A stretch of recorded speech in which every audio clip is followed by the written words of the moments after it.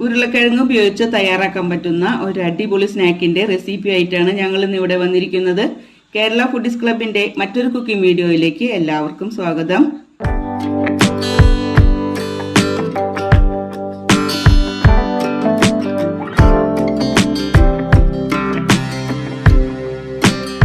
ഞാനിവിടെ ഒരു ഉരുളക്കിഴങ്ങ് തൊണ്ട് കളഞ്ഞ് ഇതുപോലെ ഗ്രേറ്റ് ചെയ്തെടുത്തിട്ടുണ്ട്.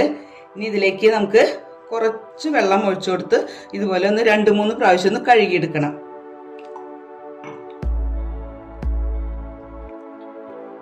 ഉരുളക്കിഴങ്ങ് ഗ്രേറ്റ് ചെയ്ത് ഞാനിവിടെ 3 പ്രാവശ്യം കഴുകി വാരി എടുത്തതാണിത്. ഞാനിവിടെ ഒരു ഉരുളക്കിഴങ്ങാണ് എടുത്തിരിക്കുന്നത്. നിങ്ങൾക്ക് കൂടുതൽ ആവശ്യമുണ്ടെങ്കിൽ ഉരുളക്കിഴങ്ങിൻ്റെയും മറ്റുള്ള ഇൻഗ്രീഡിയൻസിൻ്റെയും അളവ് കൂട്ടിയാൽ മതി. അടുത്തതായി നമുക്ക് ഒരു സവാള പൊടിയായി അരിഞ്ഞത് ഉരുളക്കിഴങ്ങിലേക്ക് ചേർത്ത് കൊടുക്കാം.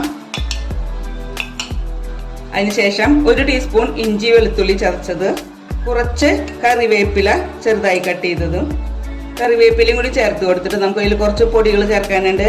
ആദ്യം നമുക്ക് 1/4 ടീസ്പൂൺ മഞ്ഞൾപ്പൊടി, 1/2 ടീസ്പൂൺ മുളക് പൊടി, 1/2 ടീസ്പൂൺ കുരുമുളക് പൊടി, ആവശ്യത്തിന് ഉപ്പ്, ഇത്രയും ചേർത്ത് നമുക്കിതൊന്ന് കൈകൊണ്ട് മിക്സാക്കാം. മിക്സാക്കിയതിന് ശേഷം നമുക്കതിലേക്ക് ഒരു 3 ടേബിൾ സ്പൂൺ മൈദ ചേർത്ത് കൊടുക്കാം. മൈദ ചേർത്ത് കൊടുത്ത് ഒന്നും കൂടി നന്നായിട്ടൊന്ന് മിക്സാക്കണം. ഈ സമയത്ത് ഞാനിതിലേക്ക് 1/2 ടീസ്പൂൺ കാശ്മീരി ചില്ലി പൗഡറും കൂടി ചേർക്കുന്നുണ്ട്. നമുക്കിതെല്ലാം കൂടി മിക്സ് ആക്കിയതിന് ശേഷം ഒരു 10 മിനിറ്റ് നേരം ഒന്ന് അടച്ചു വെച്ച് വെയിറ്റ് ചെയ്യാം. ഇതിപ്പോൾ 10 മിനിറ്റോളായിട്ടുണ്ട്. നമുക്കിനി ഇത് ഫ്രൈ ചെയ്തെടുക്കാം. നമുക്കിത് വറുത്തെടുക്കാനായിട്ട് ഒരു പാനിൽ ഓയിൽ ഒഴിച്ച് ചൂടായിട്ടുണ്ട്. ഇതിൽ നിന്ന് നമുക്ക് ഓരോ ബോളുകളാക്കി ഇതുപോലെ എടുത്തിട്ട് ചൂടായ ഓയിലിലേക്ക് ഇട്ട് കൊടുക്കാം. ഒരു സൈഡ് ഗോൾഡൻ കളർ ആകുമ്പോൾ നമുക്ക് ഒന്ന് മറിച്ചിട്ട് കൊടുക്കാം. ഇപ്പം 2 സൈഡും ഗോൾഡൻ കളറായി വന്നിട്ടുണ്ട്. നമുക്കിനി ഇത് എടുത്ത് മാറ്റാം.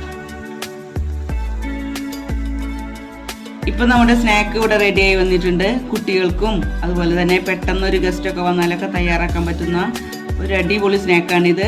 എല്ലാവരും ട്രൈ ചെയ്ത് നോക്കുക. ട്രൈ ചെയ്ത് നോക്കിയിട്ട് അഭിപ്രായങ്ങൾ കമൻ്റായിട്ട് രേഖപ്പെടുത്തുക. മറ്റൊരു വീഡിയോ ആയിട്ട് കാണുന്നത് വരെ എല്ലാവർക്കും ഗുഡ് ബൈ.